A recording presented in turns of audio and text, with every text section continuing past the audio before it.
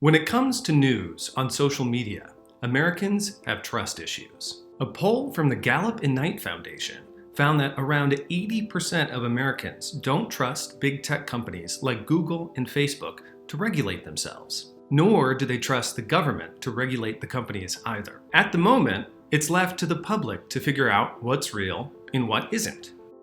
First, let's define fake news.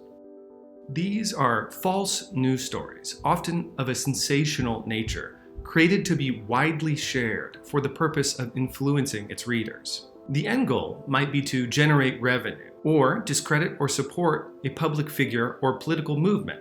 As of late, the term fake news has been weaponized by people trying to score political points, often in bad faith. As such, it's also important to define what fake news isn't. Fake news is not a fact or piece of reporting from a legitimate news outlet that just so happens to conflict with your political viewpoints or preconceived notions. The first thing you can do to keep your news real is to stop and check the source. Does the URL contain weird symbols or extra letters? Does the publication sound like a publication you've heard of but seems slightly off? Some sites are openly satirical or devote themselves to conspiracy theories, so check the About page just to be sure. Another step you can take is to always read beyond the headlines. What is the actual content of the story? Are any other publications reporting something similar?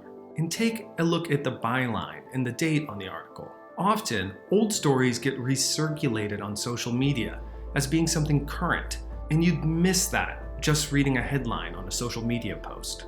Another great way to spot misinformation is to use fact checkers like PolitiFact or Snopes. These sites rank claims made by politicians, keep running lists of fake news stories, and, most importantly, try to avoid political bias. Thankfully, some social media companies have lately been coming down harder on misinformation.